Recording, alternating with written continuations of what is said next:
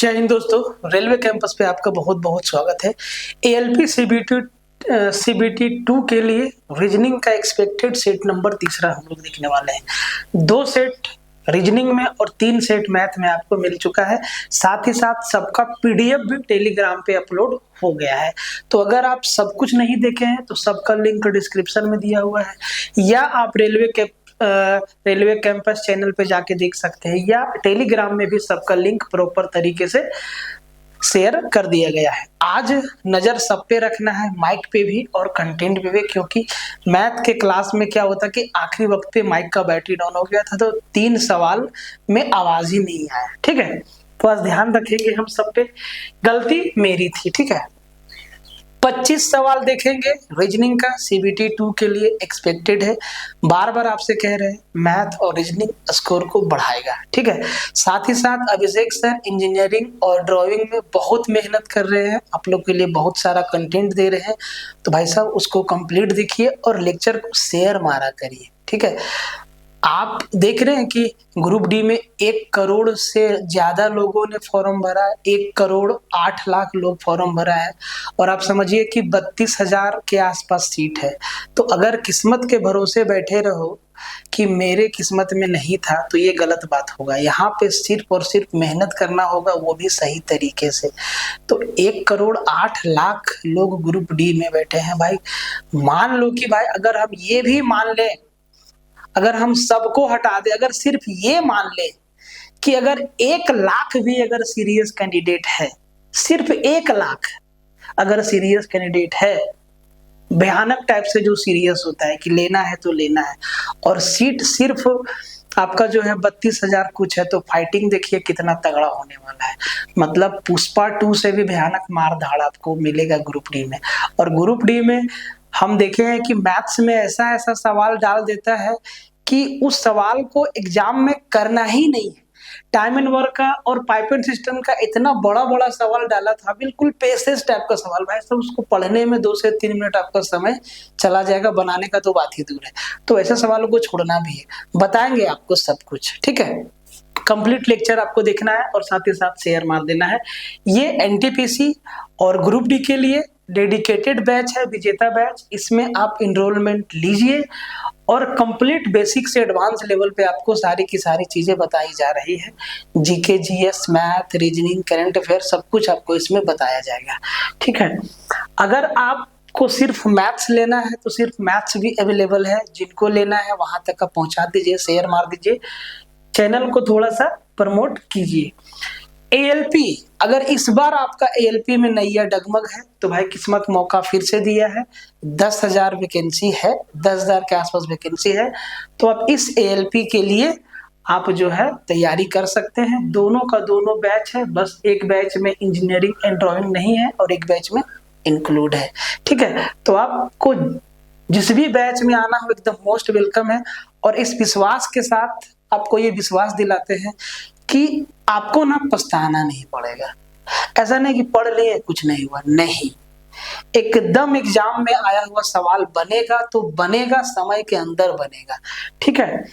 आइए आते हैं सवालों पे। पहला सवाल देखिए, कहता है, और देखिए सवाल को ना हिंदी में ही रखें, ठीक है। 2 लैंग्वेज में टाइप करने में काफी टाइम चला जाता है एक एक चीज को, ठीक है।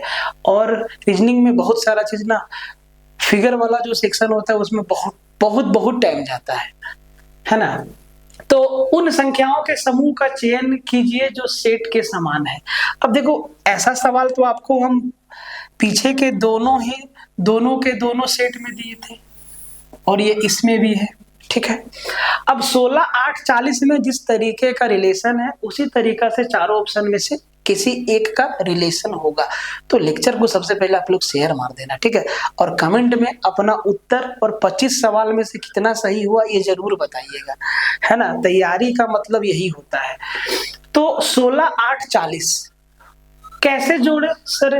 यहाँ पे अगर हम जोड़ घटाव देखें तो बहुत ज्यादा डिफरेंस है। 16 में 8 घटाया होगा तो 8 आया, फिर इधर जाके 40 ज्यादा बढ़ गया, ठीक है।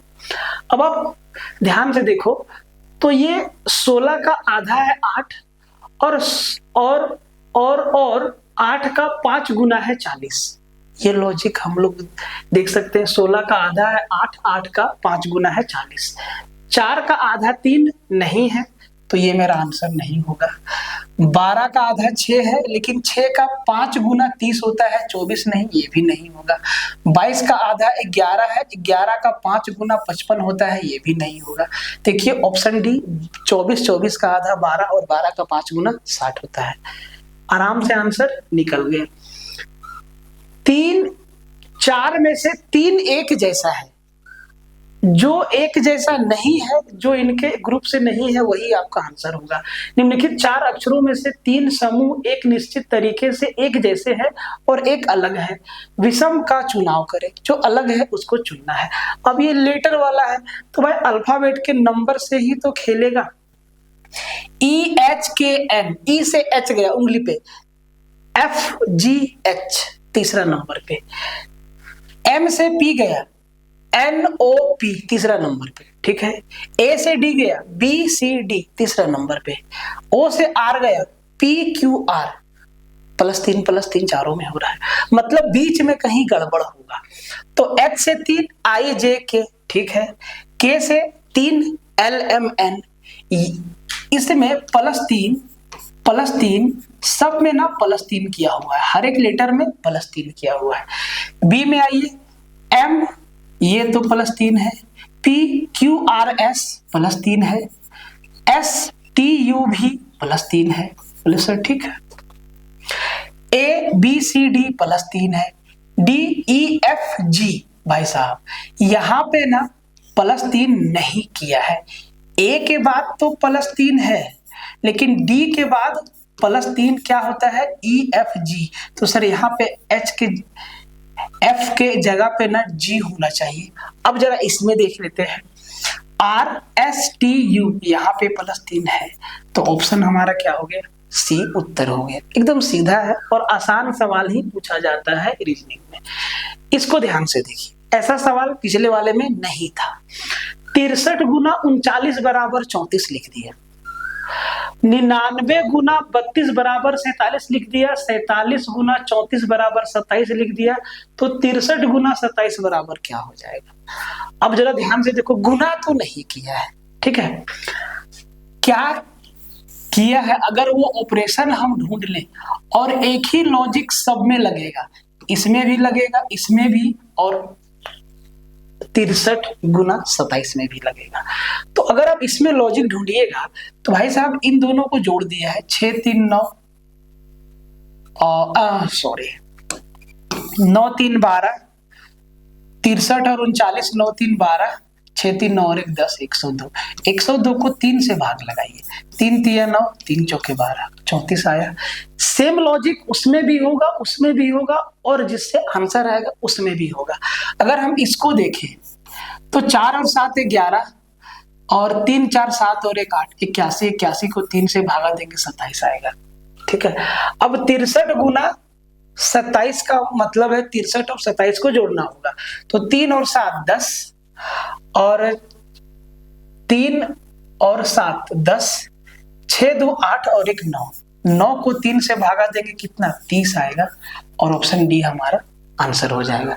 लॉजिक लगेगा, ठीक है। और हाँ, पीडीएफ में फिर से आपका सॉल्यूशन भी डाला हुआ है, तो ध्यान से देखिए और समझिएगा। Question number 4। अब इसमें क्या लॉजिक है, 7 है, 14 है, 23 है, 36 है। तो भाई इस सीरीज का आंसर आप दीजिए और कमेंट में बताइए कि इसका आंसर क्या होगा। क्वेश्चन नंबर 4 कमेंट में लिखिएगा और कौन सा ऑप्शन आंसर होगा उसको लिखिएगा। ये आपको बनाना है ना। आगे बढ़ जाते हैं। लेटर सीरीज जरा ध्यान से देखो, MKK। तो जब भी ऐसा सीरीज दिखे ना तो सबसे पहले सबको गिन लेना है फटाफट। 1 2 3 4 5 6 7 8 9 10 11 12 13 14 15 16 17 18 19 20 21। 21 का है तो हम 3 3 का 7 बांट सकते हैं या 7 7 का 3 बांटेंगे।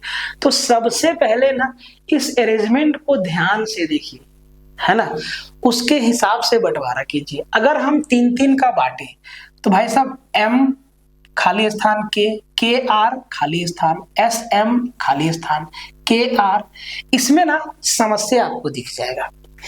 अगर हम साथ साथ का बांटे, 1 2 3 4 5 6 7, 1 2 3 4 5 6 7, ठीक है, 1 2 3 4 5 6 7, ठीक है, 1 2 3 4 5 6 7।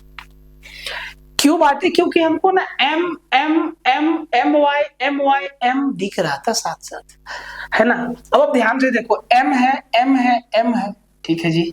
दूसरा में यहाँ पे खाली है, यहाँ भी खाली है, यहाँ पे वाई है, तो भाई साहब यहाँ भी वाई भरेगा।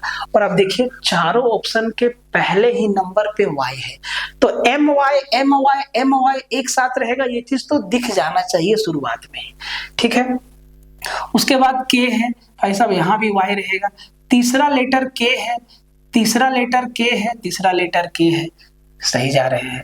फिर चौथा भी के है, यहाँ चौथा भी के हो जाएगा, ठीक है। पांचवा आर है,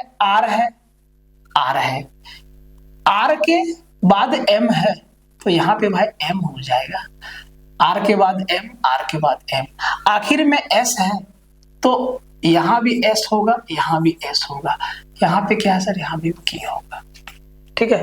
अब हम लोग क्या क्या भर दें, हम लोग वाई भरे, उसके बाद एम भरे, उसके बाद फिर वाई भरे, उसके बाद के भर दें, उसके बाद एस लिखे, फिर के लिखे, फिर एस लिखे।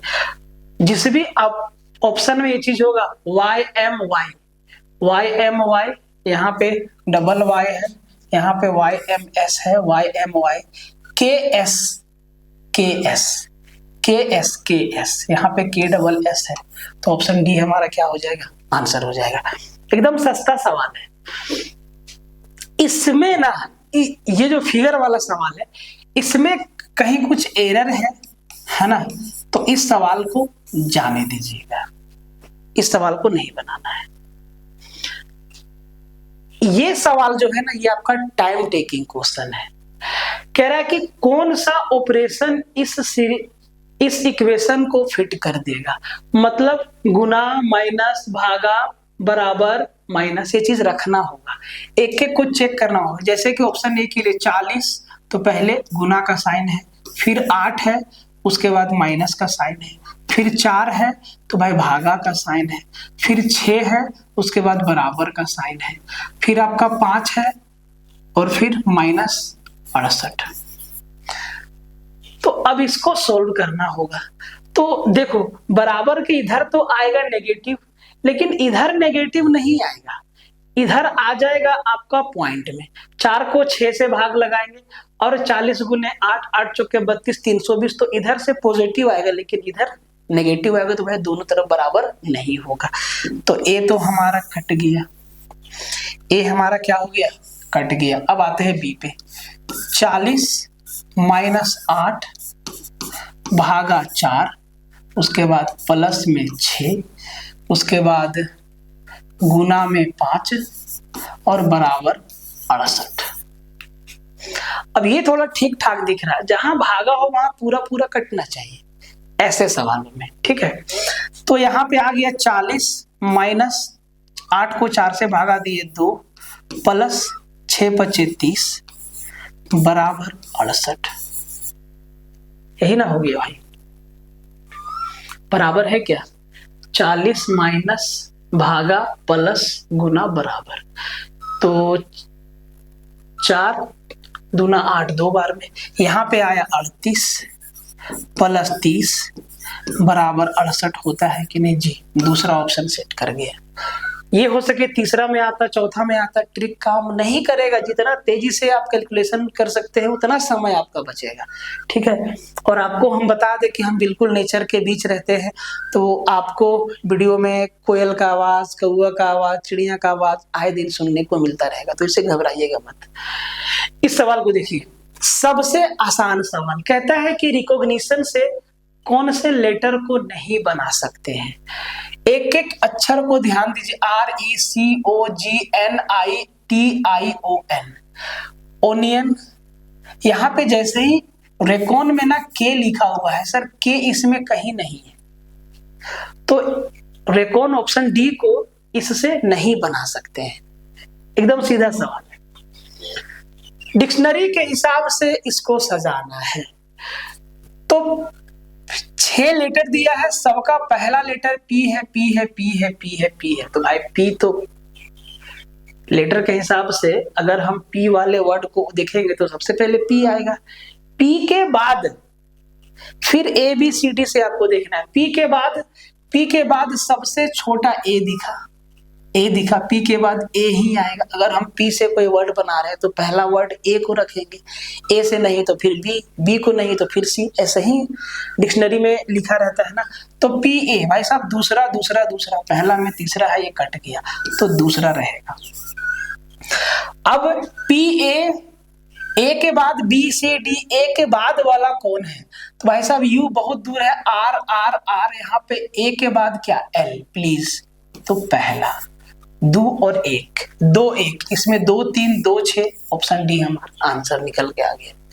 सबको सजाने की आवश्यकता नहीं, हाँ सजाएंगे जब बिल्कुल 1 1 1 इसमें भी रहता, 3 3 3 इसमें रहता, 5 5 5 इसमें, तब आपको आगे बढ़ने की आवश्यकता है। इन सब बातों को ध्यान में रखना है एग्जामिनेशन हॉल में। राहुल के अंग्रेजी में 1/3 अंक, रीजनिंग में उसके आधे अंक के बराबर है। राहुल को अंग्रेजी का 1/3 बराबर रीजनिंग का आधा नंबर। तो हम यहां से इंग्लिश और रीजनिंग का अगर रेशियो निकाल लें तो ये 3 उधर पलट जाएगा, 3 और 2 हो जाएगा नंबर का रेशियो। और इसी 3 और 2, 5 का वैल्यू कितना दिया है सवाल में? 150। तो सर 1 का वैल्यू कितना हो जाएगा? बोले सर 30। अगर 1 का वैल्यू 30 है तो 3 का वैल्यू 30 3 90 और 2 का वैल्यू 30 2 60। मतलब रीजनिंग में 60 नंबर और इंग्लिश में 90 नंबर मिला। हमसे पूछा रीजनिंग में कितना नंबर मिला, तो साहब 60 नंबर मिला रीजनिंग में। मैथमेटिकल ऑपरेशन का सवाल था। ठीक है, आगे बढ़ जाइए।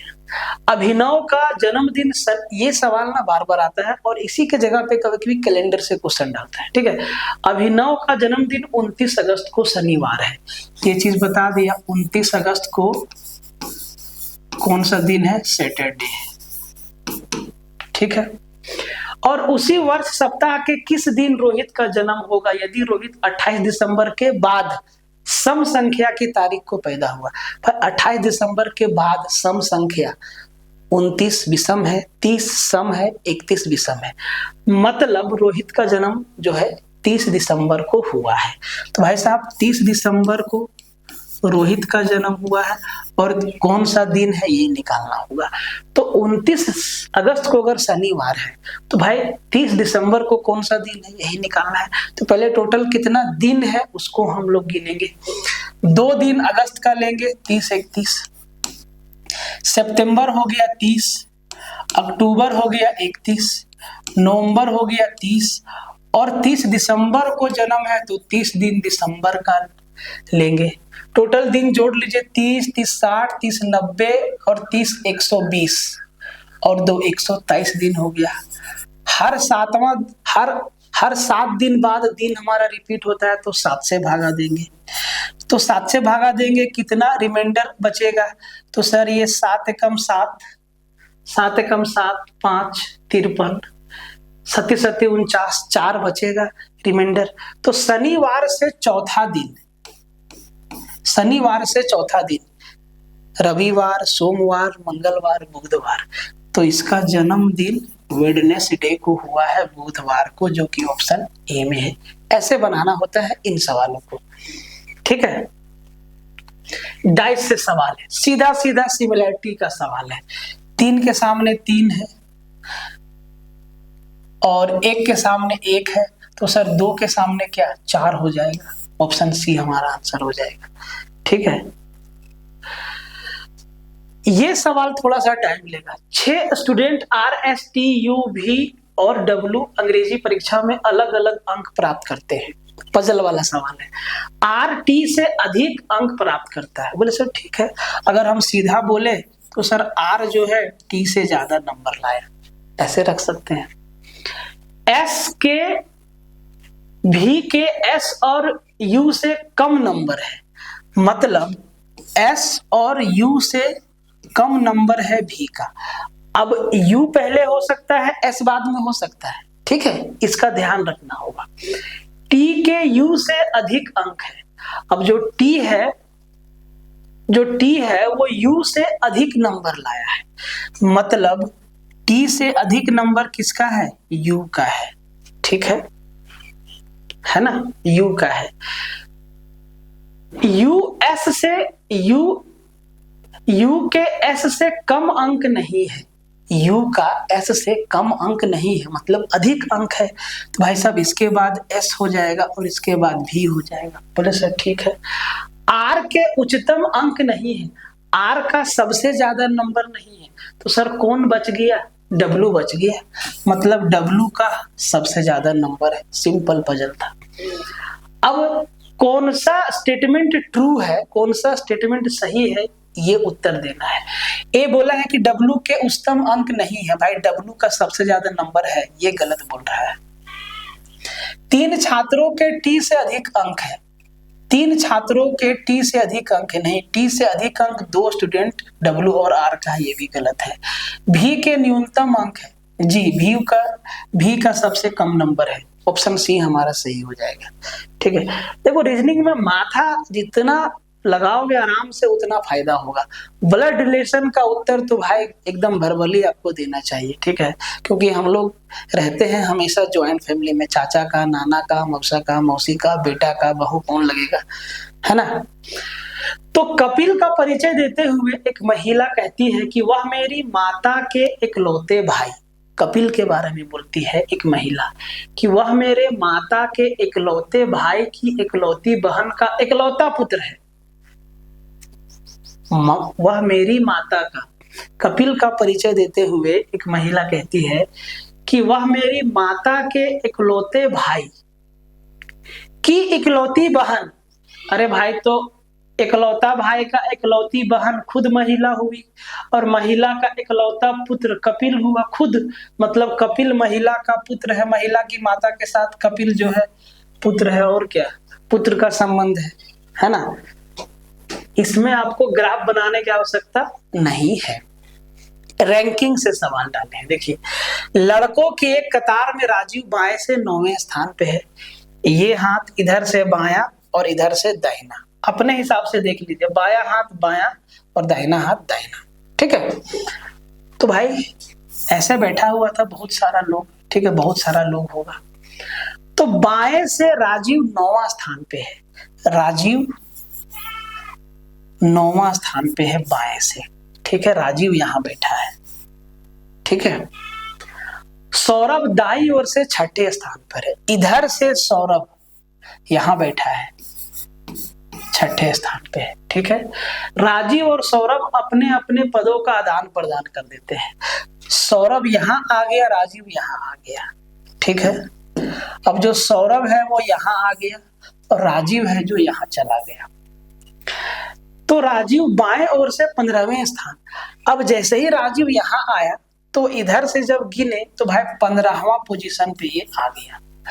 तो कह रहा है कि दाएं छोर से सौरभ का स्थान क्या हो गया, राजीव 9 से 15 हो गया, 6 बढ़ा ना, 6 स्थान आगे गया, तो ये भी 6 स्थान यहां आएगा, ये भी 6 स्थान आगे आएगा, क्योंकि राजीव के स्थान पे सौरभ गया, सौरभ के स्थान पे राजीव गया, बाकी जो बीच में है वो अपने अपने जगह पे फिक्स है। तो राजीव का 9वां, पहले जो है बाएं साइड से 9वां था, अब ये बाएं साइड से 15वां हो गया, 6 स्थान बढ़ा, तो भाई ये भी 6 स्थान बढ़ेगा, पहले 6 था अब 6 और बढ़ गया, तो भाई साहब 12वां स्थान पे ये दाएं साइड से आ गया, 12वां पोजीशन पे आया, ऑप्शन बी हमारा आंसर हो गया, ठीक है। आपको कभी कभी बकरी का भी आवाज सुनने को मिलेगा, गाय का भी आवाज सुनना, बोले नेचर के बीच में रहते हैं, ठीक है।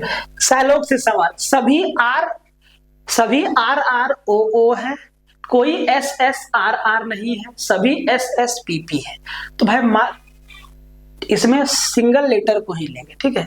तो सबसे पहले देखो कोई एस आर नहीं है, तो एस और आर के बीच कोई रिलेशन नहीं है, ठीक है, इनके बीच कोई रिलेशन नहीं है। साइलोग बहुत आसान है, कोई रिलेशन नहीं है।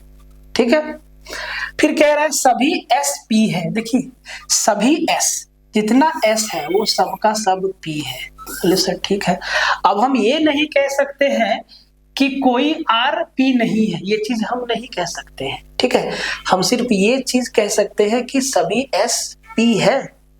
ठीक है, अब हम इस पी के सर्कल को अगर बड़ा बना दे आर को लेके, तब भी स्टेटमेंट का वायलेशन नहीं होता है ना।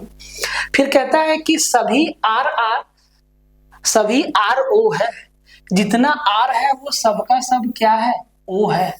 अब हम यहाँ पे ये नहीं कह सकते हैं कि कुछ ओ एस है या सभी ओ एस है, ये चीज नहीं कह सकते हैं। ठीक है, ये चीज हम नहीं कह सकते हैं अभी। अब देखो जो स्टेटमेंट दिया उसको हम ऐसे बना दिए। अब जरा ध्यान से देखो, कहता है कि कोई पी ओ नहीं है। भाई पी और ओ के बीच में क्या संबंध है कि नहीं है, हम क्लियरली नहीं बता सकते हैं। ये कह रहा है कि कोई पी ओ नहीं है, ये गलत है। अच्छा, उससे पहले कुछ ओ एस है, तो हम बोले ना कि है कि नहीं है, हम नहीं बता सकते हैं। यहाँ पे बोला है कि कुछ ओ एस है, ये गलत बात है। कोई पी ओ नहीं है, पी और ओ में क्या संबंध है, नहीं है। देखिए ध्यान से, नहीं कोई पी ओ नहीं है, ये भी हम नहीं कह सकते हैं।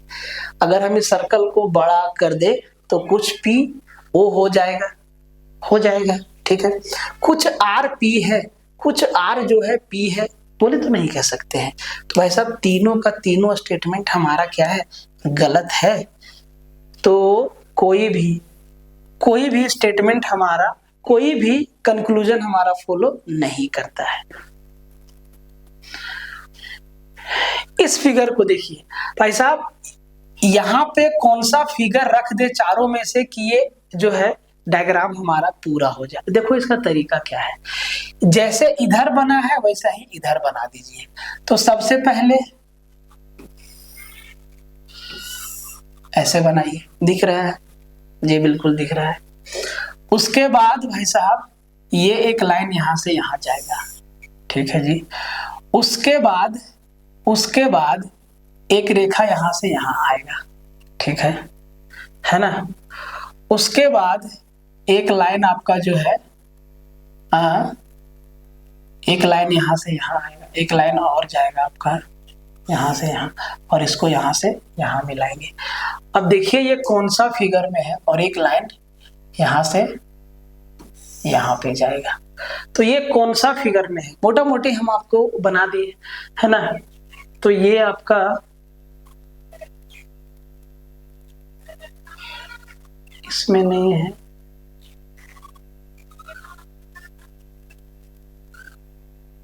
डी में है। देखिए ऑप्शन डी में है ना, ऑप्शन डी में है। आगे बढ़ जाइए। कितने त्रिभुज है, बहुत सिंपल है, कितना ट्रायंगल है गिनना है। तो सबसे पहले एक बड़ा वाला ट्रायंगल और इसके अंदर दो ट्रायंगल, मतलब ये हो गया 3 ट्रायंगल, है ना। 3 के बाद चौथा ट्रायंगल आप ये देखिए, चौथा ट्रायंगल आप ये देखिए, इसको 4 ट्रायंगल। और कहीं भी ट्रायंगल आपका नहीं बनता हुआ दिखाई दे रहा है जी, बिल्कुल 4 ट्रायंगल है इसमें, है ना, 4 ट्रायंगल है। मिरर इमेज, ये आपका आईना रखा हुआ है यहाँ पे, ये आपका आईना है, ठीक है। अब आईना में ये अपना शकल देख रहा था, तो आईना में उल्टा दिखेगा। सर्कल इधर है तो इधर आ जाएगा, सर्कल नीचे है तो नीचे ही रहेगा। यहाँ पे ऊपर है, यहाँ भी ऊपर है, 2 ऑप्शन कट गया, ठीक है। ये सर्कल बीच में है तो बीच में ही रहेगा, दोनों में बीच में है। ये लाइन इधर है तो आईना में इधर दिखेगा, इसमें इधर दिख रहा है। ऑप्शन डी हमारा क्या हो जाएगा, आंसर हो जाएगा।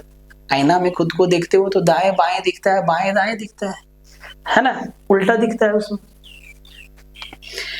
एम्बेडेड फिगर, ये जो फिगर दिया हुआ है सर्कल और इसके अंदर एम बना है, ये फिगर जो है किस आकृति में है, तो भाई सर्कल से हमको एम भी बनाना है सर्कल में, तो इस सर्कल में एम कहीं बन रहा है? तो सर नहीं बन रहा है। अच्छा एक चीज ध्यान देना है, जरूरी नहीं कि जैसा यहाँ दिख रहा है वैसा ही फिगर में दिखा, उलट पलट के भी दिखाता है, ठीक है। यहाँ पे सर्कल है, यहाँ पे एम बनता हुआ दिख रहा है, जी नहीं दिख रहा है। यहाँ पे सर्कल है, यहाँ पे एम बनता हुआ दिख रहा है, जी हाँ देखो एम बनता हुआ दिख रहा है, इसमें तो सर्कल है ही नहीं, तो ऑप्शन बी हमारा क्या हो जाएगा? आंसर हो जाएगा, ठीक है। कहता है कि उस विकल्प का चयन करें जो तीसरे पद से उसी प्रकार संबंधित है जिस प्रकार दूसरा पहले पद से। तो बेंगलोर है, लखनऊ है, पटना है, तमिलनाडु है। भाई तो तमिलनाडु तो एक मेरा सीधा सीधा स्टेट है, ये लोग तो स्टेट नहीं है, ये तो स्टेट नहीं है, जबकि तमिलनाडु क्या है? मेरा स्टेट है।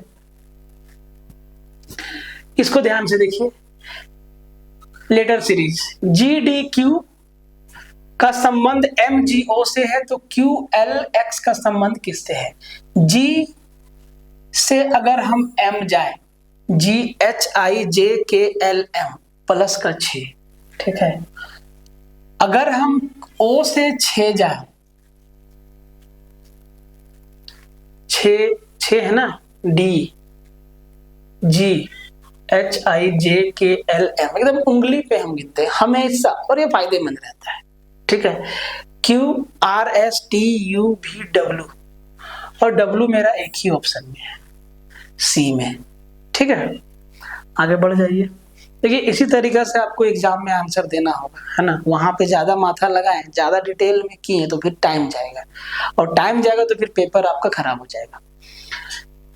कहता है कि दिए गए बिना क्रम के शब्दों को क्रम में करे और विषम का चुनाव करे। इसका मतलब ये है कि ये जो WLOAL है, इन सबसे ना एक लेटर बनेगा अगर हम इसको अरेंज करें तो, ठीक है। तो ये ना मुश्किल सवाल है भाई, ये टफ क्वेश्चन में से एक है, क्योंकि इससे वर्ड बनाना होगा। कर्म करे मतलब डिक्शनरी के हिसाब से नहीं, इससे वर्ड बनेगा। तो WLOAL यहां से आपका अलाव बनेगा,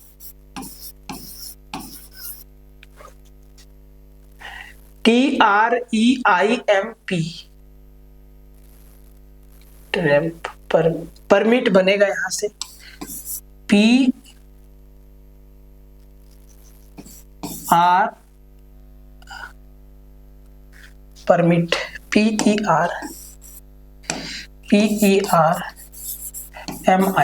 परमिट बनेगा यहां से, ठीक है। तो यहां से एडमिट बनेगा, ADMIT। अब यहां से क्या बनेगा? OEH। हाउस बन रहा है यहां से, HOUSE। तो भाई साहब अलाउ, परमिट, एडमिट, ये तो सिनोनिम्स है, ये तीनों का तीनों एक जैसा है। हाउस मेरा अलग है, तो ऑप्शन डी हमारा क्या हो जाएगा? आंसर हो जाएगा। ये टफ क्वेश्चन में से एक था, ठीक है। ये आसान सवाल है।